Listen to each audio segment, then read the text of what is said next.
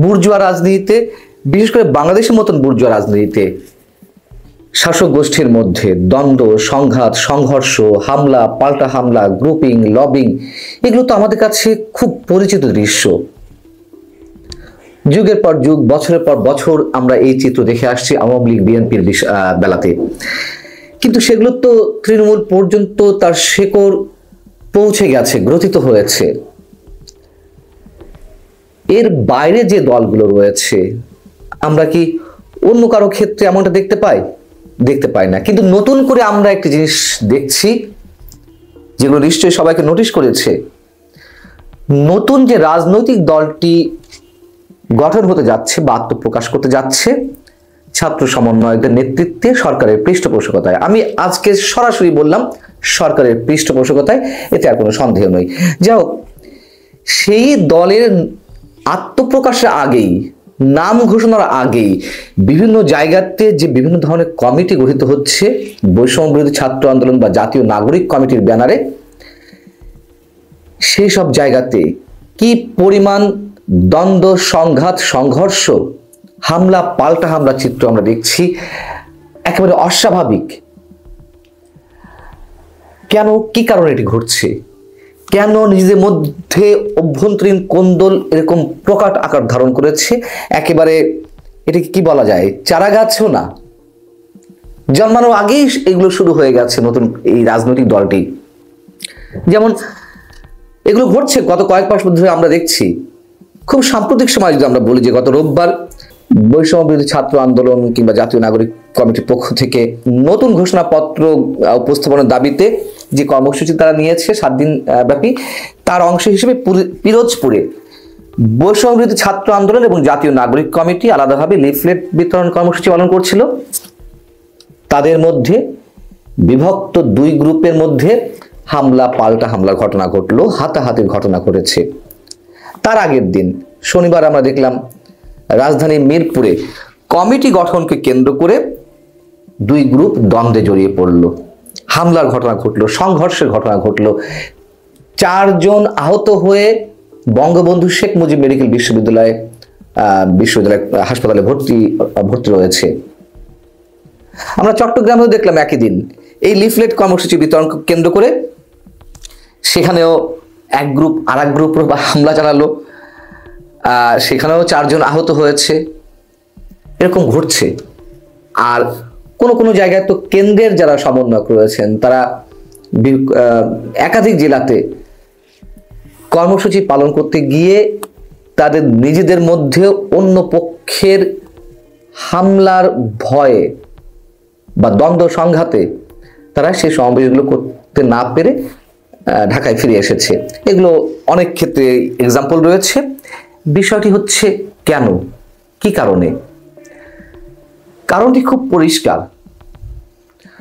নতুন কোনো রাজনৈতিক দল আত্মপ্রকাশের আগে কিংবা আত্মপ্রকাশের পরে এই ধরনের কোনো ঘটনা ঘটেছে বলে আমার অন্তত জানা নেই। আর যদি ঘটেও থাকে 2-1টি, যা মানুষের চোখে পড়ার মতো নয়, কিন্তু এক্ষেত্রে ঘটছে। কেন ঘটছে?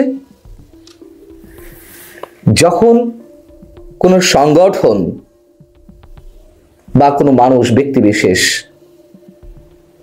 তারা তাদের নিজেদের অনৈতিক ক্ষমতা সম্পর্কে নিজেরাই জেনে যায়, অনৈতিক শক্তি সম্পর্কে নিজেরা অতিমাত্রায় আত্মবিশ্বাসী হয়ে ওঠে, তাদের পতনটা তো অনিবার্য।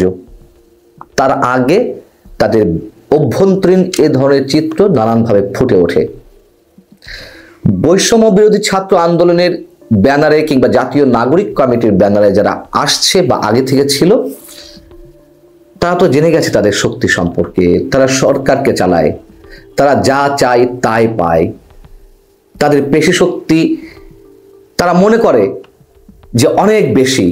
তাদের ম্যান পাওয়ার, তাদের জনশক্তি কদিন আগে যা ছিল, এখন প্রায় আস্তে আস্তে তলানিতে গিয়ে পৌঁছাচ্ছে। এর কোনোটি কি ভুল? এবং সবাই জেনে গেছে যে এই ব্যানারের অধীনে গেলে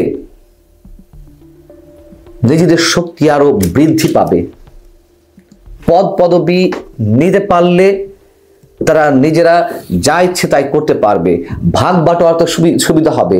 হয়তো অনেকে ভাবছে যে এই দল তো সরকারে চলেই গেছে আগামী দিনে নির্বাচনের মাধ্যমে, তো অনেকে মন্ত্রী হবে, এমপি হবে, মন্ত্রী এমপির হাতাগোতা হবে, ইউনিয়ন পরিষদ থেকে উপজেলা পরিষদ, পৌরসভার বিভিন্ন জায়গায় কাউন্সিলর, চেয়ারম্যান হবে, এমন ধারণা তাদের মধ্যে প্রতিষ্ঠিত হয়েছে।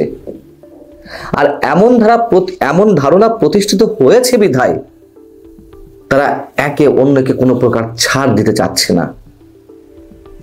এটাই বিপদ, ভয়ঙ্কর বিপজ্জনক অবস্থার মধ্যে দিয়ে আমরা যাচ্ছি। নচেত এই দেশে তো অনেক ধরনের কিংস পার্টি গঠন হয়েছে, অনেক। কই আমরা তো তাদের মধ্যে এই ধরনের কোনো সংঘর্ষ দেখিনি, এই ধরনের গ্রুপিং লবিং দেখিনি, পদ পদবীর জন্য কামড়াকামড়ি, হাতাহাতি, মারামারি দেখিনি। কিংস পার্টি তো দূরের কথা, অন্য যে কোনো রাজনৈতিক দল যেগুলো স্বাভাবিক অবস্থায় যারা আত্মপ্রকাশ করেছে বা রাজনীতি শুরু করেছে, তাদের মধ্যেও আমরা এমন কোনো ধরনের দৃষ্টান্ত দেখিনি।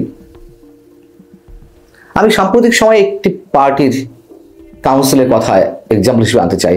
আপনারা সবাই জানেন যে এবি পার্টির কাউন্সিল হয়েছে, নতুন নেতৃত্ব সৃষ্টি হয়েছে। এই পার্টির বয়স 3 বছর, 3.5 বছর।